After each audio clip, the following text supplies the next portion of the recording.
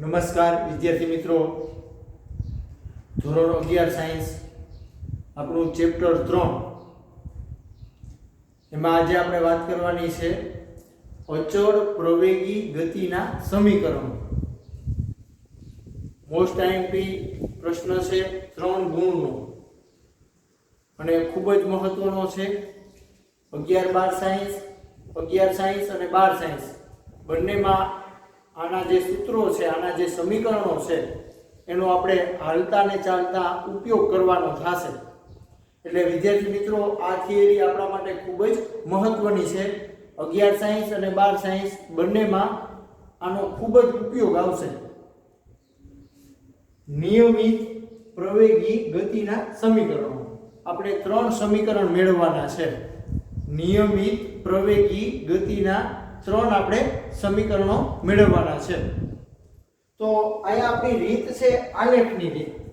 આલેખની રીતે 3 સમીકરણ આપણે તારવવાના છે. સૌથી પહેલા આપણે ધારવું પડે કે ધારો કે કોઈ કણ એક અક્ષની દિશામાં અચળ પ્રવેગ a સાથે સુરેખ ગતિ કરે છે. બાકી બરાબર સમજો.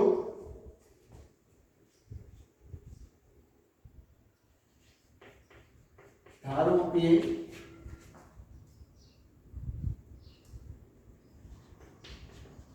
કોઈ કણ x અક્ષની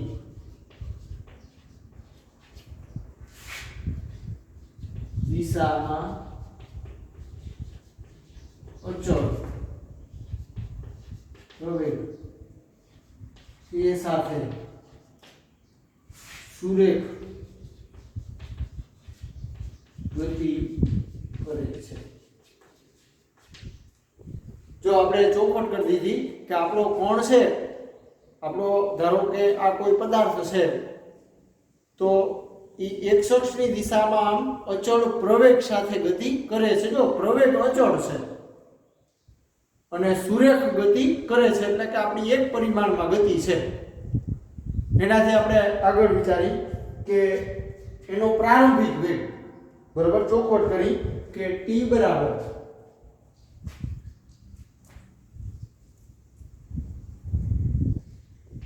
t બરાબર 0 સમયે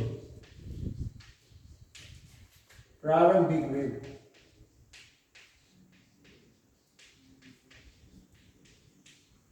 v0. t બરાબર 0 સમય છે ત્યારે એનો પ્રારંભિક વેગ v0 છે. એનાથી આગળ t બરાબર t સમયે એનો અંતિમ વેગ આપણે v કહી દઈએ. વિદ્યાર્થી મિત્રો, શરૂઆતનો વેગ એનો v0 છે અને t સમયે એનો અંતિમ વેગ v છે. તમે જોઈ શકો કે v0 વેગ હતો એ v વેગ થયો. જો વેગમાં ફેરફાર થાય છે, સામે સમયમાં પણ ફેરફાર થાય છે. જો 0 સમય છે એ t થઈ ગયો છે, સમયમાં ફેરફાર થાય છે, સામે વેગમાં પણ ફેરફાર થાય છે, એટલે અહીંયા પ્રવેગ ઉત્પન્ન થાય છે. હવે આ જે પ્રવેગ ઉત્પન્ન થયો એ પાછો આપણો અચળ પ્રવેગ છે. આપણો પ્રવેગ છે, પ્રવેગ જે ઉત્પન્ન થાય છે એ પાછો અચળ પ્રવેગ છે. હવે આજે મેં ધાર્યું છે બરોબર, એનો આપણે આલેખ દોરવાનો છે. વેગ વિરુદ્ધ સમયનો આલેખ. વેગ વિરુદ્ધ આપણે સમયનો આલેખ દોરવાનો છે. તો આ આલેખ છે એ આમ સુરેખા મળે છે. આલેખ આ રીતે આમ સુરેખા મળે છે. હવે આપણે શું કરીએ તો કે આ y અક્ષ છે, y અક્ષ બરાબર t બરાબર 0 છે તો ત્યારે પ્રારંભિક વેગ v0 છે બરાબર. તો આ 0 સમય છે, આ 0 સમય ત્યારે આપણે એનો વેગ એટલે અહીંયા v0 કેવું પડે,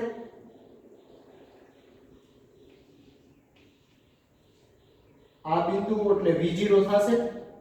જો y અક્ષ હોય, y અક્ષ તો એના માટે x આમ 0 થાય, x આમ 0 થાય અને y આમ એનો v0 થશે. હાલો એવી રીતે આપણે આલેખ ઉપર બીજું એક બિંદુ બતાવી અહીંયા. તો એના માટે આપણે શું કરવું પડે તો કે આપણે આમ લાઈન દોરવી પડે સીધી.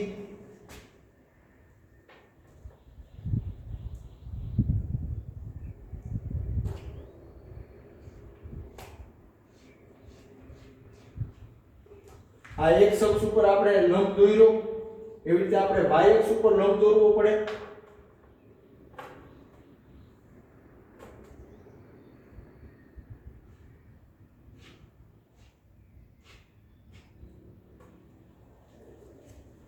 આ રીતે આવશે.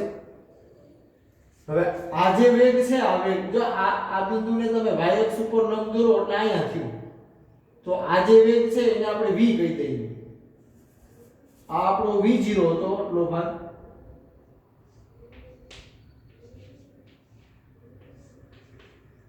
હવે આયા આપણો વેગ v છે અંતિમ વેગ. તો એને આપણે v કહી દઈએ. ટૂંકમાં આ બિંદુ એટલે v0 છે, આ બિંદુ એ v છે. હવે વિદ્યાર્થી મિત્રો આ સમય અક્ષ છે આપણી સમય અક્ષ બરાબર એને આપણે સમાંતર લાઈન દોરી નાખી. સમય અક્ષ છે એને સમાંતર આપણે લાઈન દોરી નાખી આ રીતે.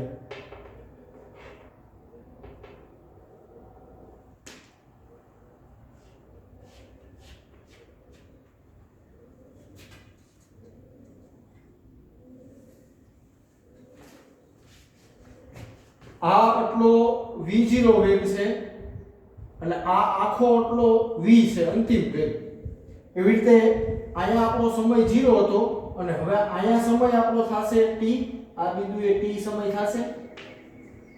તો આ આટલો ગાળો એટલે t થયો.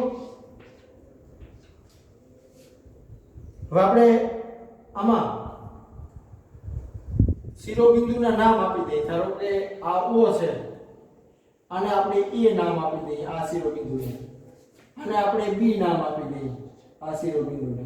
અને આ શિરોબિંદુ છે એનું નામ આપણે c આપી દઈએ. અને આયા શિરોબિંદુ છે એનું નામ આપણે d આપી દઈએ. વિદ્યાર્થી મિત્રો આ બિંદુ આ આપણને આલેખ આ રીતનો મળ્યો સુરેખા. હવે આલેખ ઉપર આપણે બે બિંદુ દર્શાવ્યા કયા a અને b. હવે a બિંદુ એટલે ઈ કયો વેગ થયો? પ્રારંભિક વેગ થયો v0. આટલો ભાગ એટલે આપણો v0 થશે. અંતિમ વેગ જોવો હોય તો આપણે આ લાઈનને આમ નીચે લંબાવવી પડે એટલે અંતિમ સમય મળે. આ લાઈનને આ બાજુ આમ લંબ દોરો બરોબર એટલે તમને વેગ મળે. તો અહીંયા વેગ થયો v, અહીંયા વેગ છે v0, અહીંયા સમય છે 0 અને અહીંયા સમય છે t. આલેખ સમજાશે તો થિયરી એકદમ સરળ છે. હવે આપણે સૌથી પહેલા ચોખવટ કરી દઈએ કે અહીંયા આપણો પ્રવેગ અચળ છે તો શું થાય? તો કે સરેરાશ પ્રવેગ અને પ્રવેગ બે કેવા હશે? એક સમાન હશે. કોઈ પણ સમયગાળો તમે લેશો, કોઈ પણ સમયગાળો ધારો કે 0 થી 2 સેકન્ડનો સમયગાળો લ્યો કે 2 થી 4 સેકન્ડનો સમયગાળો લ્યો, આવો કોઈ પણ સમયગાળો લ્યો તો એમાં સરેરાશ પ્રવેગ અને તત્કાલીન પ્રવેગ એક સમાન હશે. શું કામ? આપણો અચળ પ્રવેગ છે એટલે. બરાબર, અચળ પ્રવેગ હોવાથી કોઈ પણ સમયગાળામાં સરેરાશ પ્રવેગ અને પ્રવેગ એક સમાન હોય છે. બરાબર, એટલે આપણે અહીંયા ચોખવટ કરી દઈએ કે પ્રવેગ અચળ હોવાથી સરેરાશ પ્રવેગ કોઈ પણ સમયગાળામાં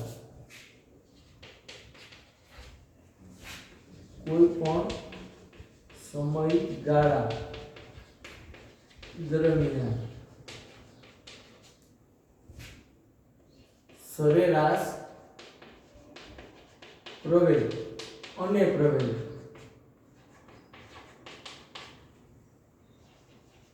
એક સમાન થાય. જો અચળ પ્રવેગ હોવાથી, પ્રવેગ આપણો અચળ હોવાથી સરેરાશ પ્રવેગ અને તત્કાલીન પ્રવેગ કયો કે ખાલી પ્રવેગ કયો બે કેવા રહેશે? એક સમાન રહેશે.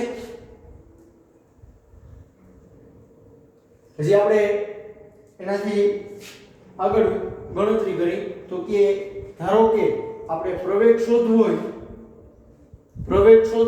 બરાબર, તો પહેલા તો વેગ વિરુદ્ધ સમયનો આલેખ છે. જો વેગ વિરુદ્ધ સમયનો આલેખ છે. હવે આ આલેખનો જો તમે ઢાળ શોધો તો તમને સરેરાશ પ્રવેગ મળે. હવે અહીંયા આપણો સરેરાશ પ્રવેગ જેટલો હશે એટલો જ આપણો ખાલી પ્રવેગ છે બરાબર. એટલે આપણે શું કરવું પડે કે આપણો આ રેખા AB છે, રેખા AB બરાબર, એનો આપણે ઢાળ શોધવો પડે. વિદ્યાર્થી મિત્રો, અગાઉ આપણે શીખી ગયા કે વેગ વિરુદ્ધ સમયનો આલેખ હોય, વેગ વિરુદ્ધ સમયનો આલેખ હોય. હવે આ આલેખમાં જો તમારે સરેરાશ પ્રવેગ શોધવો હોય તો શું કરવું પડે તો કે ઢાળ શોધવો પડે. હવે ઢાળ શોધવાની વાત આવે તો આલેખ ઉપરના કોઈ પણ બે બિંદુ લેવા પડે. જેવી રીતે હું એમ કહું કે એક બિંદુ હું A લઈ લઉં અને એક બિંદુ હું B લઈ લઉં બરાબર. ઢાળ શોધવો હોય તો આલેખ ઉપર પહેલા તો બે બિંદુ લેવા પડે બરાબર, પછી એના ઉપરથી તમે ઢાળ શોધી શકો. અહીંયા આપણે સમજવાનું એ છે કે સરેરાશ પ્રવેગ અને પ્રવેગ એક સમાન છે. એટલે આપણે શું કરવું પડે તો કે વેગ વિરુદ્ધ સમયનો આલેખ છે. તો આ આલેખ છે જે AB એનો આપણે ઢાળ શોધવો પડે. ઢાળ શોધો એટલે તમને સરેરાશ પ્રવેગ મળે. પણ આ સરેરાશ પ્રવેગ અને પ્રવેગ બે કેવા છે? એક સમાન છે, કારણ કે અચળ પ્રવેગ છે. એટલે વિદ્યાર્થી મિત્રો, અહીંયા આપણે આગળ ગણતરી કરવાની થાય.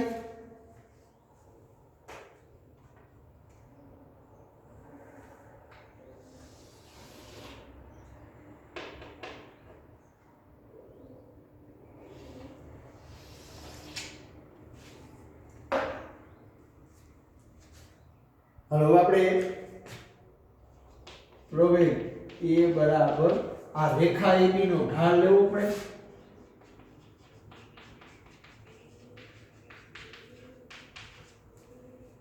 હવે ઢાળ શોધવાની વાત આવે એટલે આપણે ખૂણો દર્શાવવાનો પહેલા તો કે આ માનો કે થીટા ખૂણો છે બરોબર. આ રેખા AB છે એનો આપણે ઢાળ શોધવો છે તો આપણો આ થીટા ખૂણો છે. ઢાળ શોધવાની વાત આવે એટલે tan થીટા લેવું પડે બરોબર. tan થીટા એટલે સામેની બાજુ છેદમાં પાસેની બાજુ. હાલો, આ ખૂણો છે, આ ખૂણો તો આ એની સામેની બાજુ થઈ. હવે આ જેટલો ગાળો હોય, આ ગાળો એટલો જ ગાળો આ હોય બરોબર. તો તમે જોઈ શકો કે આ આટલો ગાળો આપણે શોધવો હોય તો આ મોટો ગાળો V છે જો, અને આ આટલો ગાળો V0 છે. બેની બાદબાકી કરો તો તમને આટલો ગાળો મળે V V0. ખાસ સમજો વિદ્યાર્થી મિત્રો, આ આખું આટલું V છે, આ આટલો ભાગ V0 છે. હવે આટલો ભાગ શોધવો હોય તો આ મોટું છે, આ મોટું એમાંથી આ નાનું બાદ કરવું પડે બરોબર. એટલે કે V V0 મળે. આ જેટલો ગાળો હોય એટલો જ ગાળો આ હોય, એટલે આ આપણું V V0 થયું આટલું. એટલે હાલો, એવી રીતે આ સામેની બાજુ થઈ તો આ પાસેની બાજુ ગણવી પડે. હવે આ જેટલો ગાળો હશે, આ ગાળો એટલો જ ગાળો આ હોય, એટલે આ T છે, એટલે અહીંયા આ T થશે.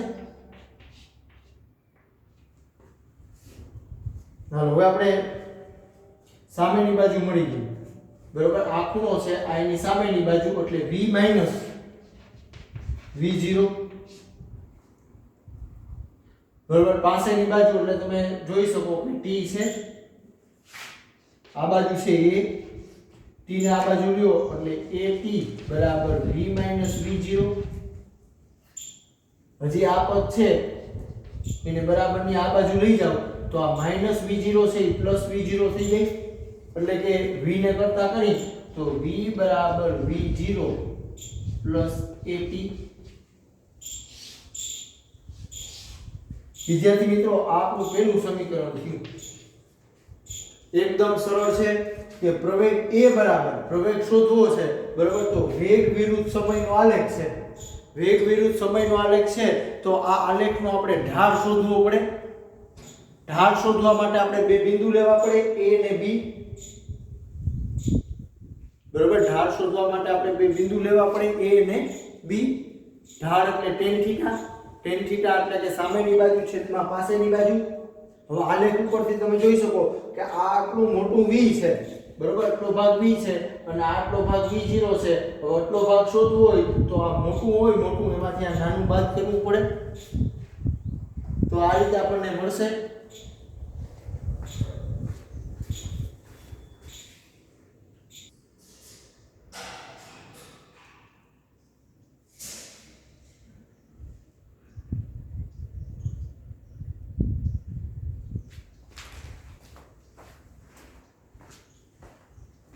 એનાથી હવે આપણે આગળ વધી વિદ્યાર્થી મિત્રો. હવે આપણે આમાં સ્થાનાંતર શોધવું હોય,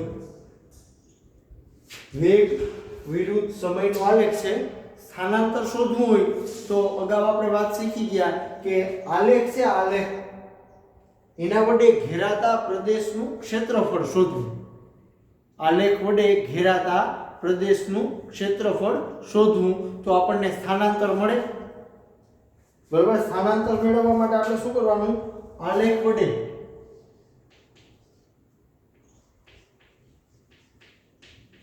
સ્થાનાંતર શોધવા માટે આપણે શું કરવાનું? તો કે આલેખ વડે ઘેરાતા પ્રદેશનું ક્ષેત્રફળ શોધવું. અગાઉ આપણે શીખી ગયા. હવે અહીંયા આપણે સ્થાનાંતર શોધવું છે, બરાબર. તો પહેલા ચોખવટ કરવી પડે સ્થાનની કે t બરાબર 0 સમય છે, t બરાબર 0 સમય ત્યારે સ્થાન આપણે 0 કહી દઈએ અને t બરાબર t સમય છે ત્યારે સ્થાન આપણે x કહી દઈએ. વિદ્યાર્થી મિત્રો, t બરાબર 0 સમય છે ત્યારે સ્થાન આપણે 0 કહી દઈએ અને t બરાબર t સમય છે ત્યારે પદાર્થનું સ્થાન x છે. તો સ્થાનાંતર એટલે કે સ્થાનમાં થતો ફેરફાર. અંતિમ સ્થાન હોય એમાંથી પ્રારંભિક સ્થાન બાદ કરવું પડે. એટલે આપણી પાસે આવું સૂત્ર છે કે સ્થાનાંતર બરાબર. હવે સ્થાનાંતર શોધવું છે તો આલેખ વડે ઘેરાતો પ્રદેશ એટલે શું થશે? આલેખ વડે ઘેરાતો પ્રદેશ એટલે કે O થી A, A થી B, B થી C, C થી D અને D થી O. આટલો પ્રદેશ છે, આટલો વિસ્તાર, એનું આપણે ક્ષેત્રફળ જાણવું પડે તો આપણે સ્થાનાંતર મળે. હવે એના માટે તમે જોઈ શકો, બરાબર, કે આટલો જે આપણો આલેખ છે, આટલો જે વિસ્તાર છે આપણો, એમાં આયા તમે જોઈ શકો કે લંબચોરસ બને છે. જો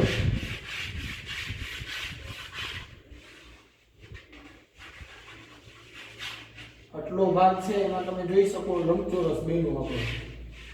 અને જ્યારે આટલો ભાગ છે, આટલો ભાગ, એમાં તમે જોઈ શકો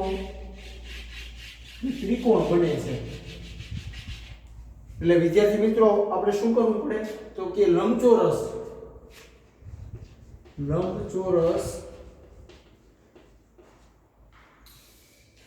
OACD નું ક્ષેત્રફળ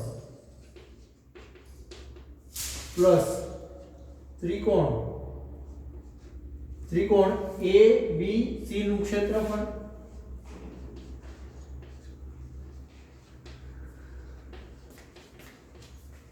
વિદ્યાર્થી મિત્રો, આપણે અહીંયા જે આ લંબચોરસ બન્યો છે, આ લંબચોરસ એનું ક્ષેત્રફળ શોધવું પડે અને આ જે ત્રિકોણ બન્યો છે, આ ત્રિકોણ એનું આપણે ક્ષેત્રફળ શોધવું પડે.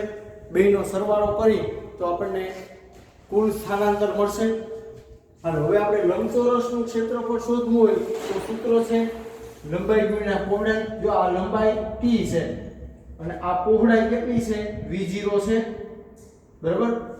v0 * t થશે. જો લંબચોરસના ક્ષેત્રફળનું સૂત્ર લંબાઈ ગુણ્યા પહોળાઈ પ્લસ એટલે પ્લસ ત્રિકોણના ક્ષેત્રફળનું સૂત્ર 1/2 પાયો, બરાબર. આ આપણો પાયો થયો AC, એને ગુણ્યા વેધ એટલે BC, AC ગુણ્યા BC. ત્રિકોણના ક્ષેત્રફળનું સૂત્ર છે 1/2 પાયો. પાયો એટલે આપણો આ AC પાયો થશે ત્રિકોણનો અને આ વેધ થશે BC. હવે આપણે આમાં કિંમત મૂકવાની થાય. લંબાઈ કેટલી છે? આ લંબાઈ તો કે t છે, પહોળાઈ કેટલી છે? તો કે v0 છે, એટલે v0 t પ્લસ 1/2 AC. આ AC એટલે આટલો ગાળો થયો. આ આટલો ગાળો કેટલો છે? તો કે t છે, અહીંયા t આવશે, ગુણ્યા BC. BC એટલે આટલો ગાળો, v v0. બરાબર સમજો વિદ્યાર્થી મિત્રો, લંબાઈ ગુણ્યા પહોળાઈ. હવે આપણે લંબાઈ ખબર છે કે આ t છે, આ પહોળાઈ છે એ આપણી v0 છે, એટલે આનું ક્ષેત્રફળ મળ્યું. હવે આ ત્રિકોણનું ક્ષેત્રફળ શોધવાનું છે, તો એના માટે સૂત્ર છે 1/2 પાયો ગુણ્યા વેધ. પાયો તમે જોઈ શકો કે t છે, જો આટલો પાયો છે એ આપણો t છે, અને આ એનો વેધ છે v v0. હવે આપણે આગળ સાદુરૂપ આપી દો. આગળ સાદુરૂપ આપવું હોય તો આપી શકાય. જો v v0 અહીંયા તમે 80 લખી શકો, v v0 બરાબર 80 લખી શકાય. v v0 બરાબર 80 મૂકતા તો શું મળે? તો કે v0t પ્લસ 1/2 t ગુણ્યા, જો અહીંયા v v0 દેખાય, અહીંયા તમારે આ કિંમત મૂકવાની 80, તો v0t પ્લસ 1/2 80 નો સ્ક્વેર. જો આ a, આ t અને આ t એટલે t નો વર્ગ થઈ જશે. આધાર સરખા, ઘાતાંકોનો સરવાળો. આ બાજુ સ્થાનાંતર, સ્થાનાંતર x 0 કહેવાય. અંતિમ સ્થાન હોય એમાંથી પ્રારંભિક સ્થાન બાદ કરવાનું, એટલે અહીંયા x આવશે, અહીંયા પણ x આવશે. હવે આ જે આપણું સમીકરણ થયું એ આપણું બીજું સમીકરણ થયું, અચળ પ્રવેગી ગતિનું બીજું સમીકરણ થયું. x બરાબર v0t પ્લસ 1/2 80 નો સ્ક્વેર. હજી આપણે આગળ વધી, આ જે આપણું પદ છે, આ સમીકરણ એનું આપણે થોડુંક સાદું રૂપ આપ્યું. બરોબર, આ જે સમીકરણ છે એનું આપણે થોડુંક સાદું રૂપ આપી તો x બરાબર આપણી પાસે સમીકરણ છે v0t પ્લસ 1/2 ગુણ્યા t ગુણ્યા v v0. વિદ્યાર્થી મિત્રો, આપણે આનું થોડું વધારે સાદું રૂપ આપીએ તો v0t પ્લસ આનો આની સાથે એક વખત ગુણાકાર કરો તો 1/2 આ t અને આ v એટલે vt. આનો આની સાથે ગુણાકાર કરો તો પ્લસ ગુણ્યા માઈનસ એટલે માઈનસ 1/2. અહીંયા t છે અને અહીં v0 છે એટલે v0t. વિદ્યાર્થી મિત્રો, તમે જોઈ શકો કે અહીંયા v0t પદ છે, અહીંયા v0t પદ છે, પણ આ એક આખું પદ છે. જો અહીંયા આગળ એક કહેવાય અને અહીંયા અડધું છે. એક હોય એક, એમાંથી આ અડધું બાદ કરો એટલે અડધું વધે. અડધું વધે એટલે કે 1/2 v0t વધે પ્લસ 1/2 vt. વિદ્યાર્થી મિત્રો, આ આપણું આખું એક પદ છે v0t એક. આ તમે જોઈ શકો -1/2 એટલે અડધું થયું. આ એક છે એમાંથી અડધું બાદ કરો એટલે અડધું વધે, અડધું એટલે 1/2. આગળ હજી સાદું રૂપ આપો તો t કોમન નીકળશે, બરોબર, 1/2 અને t કોમન નીકળશે એટલે v0 પ્લસ v, બરોબર, v0 પ્લસ v. હજી આપણે આગળ સાદું રૂપ આપીએ તો v0 પ્લસ v અને છેદમાં 2 ઇન્ટુ t. આ બાજુ છે x,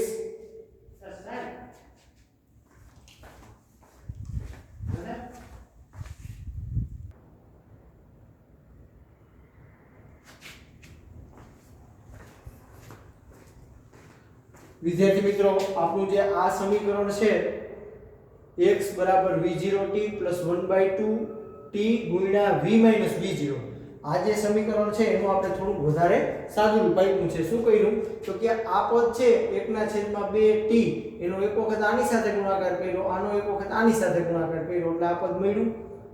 બરોબર. હવે આ આખું એક વખત છે ને આ અડધું છે એટલે અડધું વધે. હજી આગળ સાદું રૂપ આપો તો 1/2 અને t 1/2 અને t એટલે કોમન નીકળી જાય તો કે v0 + v વધે. હવે અહીંયા તમે જોઈ શકો કે આટલો ભાગ છે, આટલો ભાગ ઈ સરેરાશ પ્રવેગ છે. વિદ્યાર્થી મિત્રો v0 + v એટલે પ્રારંભિક વેગ વત્તા અંતિમ વેગ. આપણા બે અવલોકન છે, અને બે વડે ભાગ્યા છે. જો અંશમાં અવલોકનોનો સરવાળો છે અને છેદમાં અવલોકનોની સંખ્યા છે એટલે આને આપણે સરેરાશ કહેવાય. એટલે આ આપણો સરેરાશ વેગ થયો.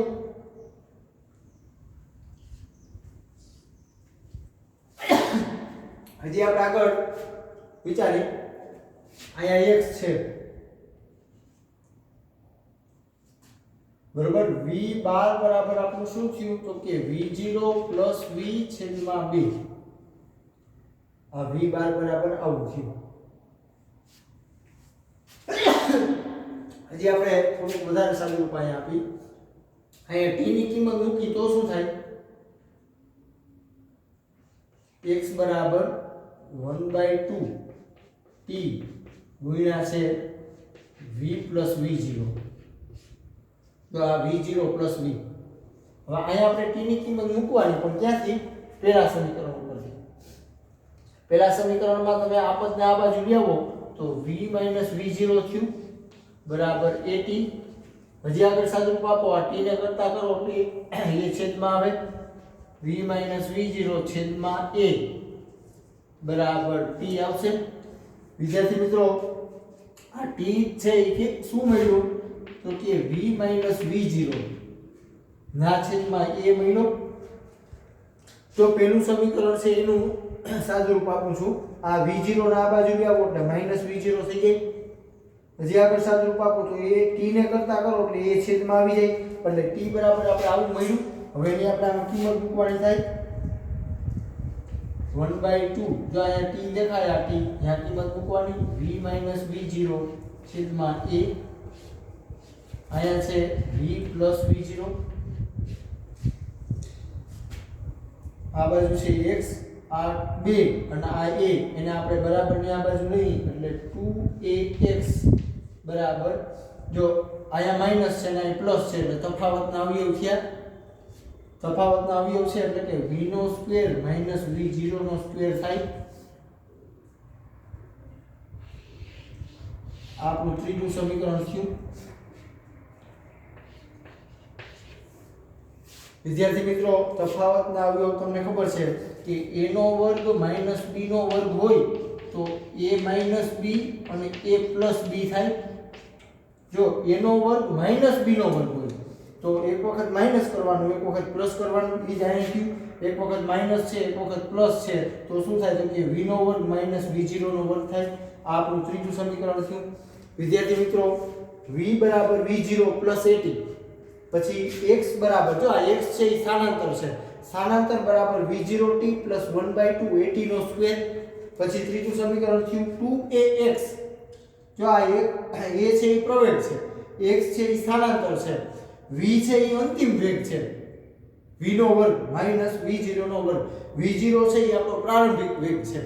એટલે પહેલા તો આમાં જે રાશિ આવે છે એ તમને ખબર હોવી જોઈએ. બરોબર. આપણે જાણી છે કે a એટલે પ્રવેગ, આ a એટલે પ્રવેગ, પછી v0 એટલે પ્રારંભિક વેગ અને v એટલે અંતિમ વેગ.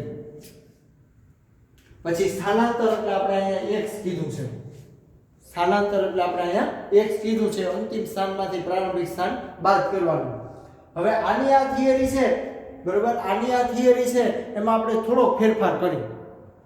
આની આ થિયરીમાં આપણે થોડો ફેરફાર કરી. શું ફેરફાર કરી તો કે આ જે પ્રારંભિક સ્થાન આપણું શૂન્ય હતું એને બદલે આપણે x0 લઈ તો શું થાય?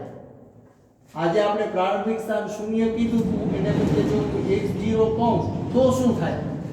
અંતિમ સ્થાન x અંતિમ સ્થાન x પણ પ્રારંભિક સ્થાન આપણે x0 લેવાનું. હવે આની આપણે ગણતરી કરી બરાબર, તો શું ફેર પડે? તો કે આ સમીકરણ તો આમનું આમ જ આવે, v બરાબર v0 + at. બરાબર, આ સમીકરણમાં ફેર પડે કારણ કે અહીંયા સ્થાનાંતર છે, સ્થાનાંતર અંતિમ સ્થાન આપણું x છે હવે જો, અને પ્રારંભિક સ્થાન આપણું x0 છે, એટલે અહીંયા x - x0 થઈ જાય. સ્થાનાંતર એટલે અંતિમ સ્થાન હોય એમાંથી પ્રારંભિક સ્થાન બાદ કરવું. એવી રીતે અહીંયા આ x છે, અહીંયા x, તો ઈ પણ x - x0 થઈ જાય. સ્થાનાંતર એટલે અંતિમ સ્થાનમાંથી પ્રારંભિક સ્થાન બાદ કરવું. એટલે વિદ્યાર્થી મિત્રો આપણા સમીકરણ છે બરોબર, તો કેવા બને? તો એક વખત હું ઈ સમીકરણ તમને લખી દઉં છું અહીંયા. જો આ સમીકરણ શું બની જાય? v બરાબર v0 + at. આ તો એમનું એમ જ રહીએ પેલું સમીકરણ. તો બીજા સમીકરણમાં શું ફેર પડે? તો કે અહીંયા સ્થાનાંતર છે એટલે આપણે અંતિમ સ્થાન હોય, અંતિમ સ્થાન x, એમાંથી પ્રારંભિક સ્થાન બાદ કરવું પડે, એટલે x - x0 બરાબર આ તો એમનું એમ જ રહીએ v0t + 1/2 at². આ સમીકરણ શું થાય? તો કે અહીંયા x સ્થાનાંતર છે તો અંતિમ સ્થાનમાંથી પ્રારંભિક સ્થાન બાદ કરવાનું, એટલે 2a x - x0 બરાબર v² - v0² થાય. વિદ્યાર્થી મિત્રો આપણા આ ત્રણેય સમીકરણ છે એ ખૂબ જ મહત્વના છે. 3 માર્કની IMP થિયરી છે, એટલે સેટ નોટમાં વ્યવસ્થિત લખજો અને સમજજો.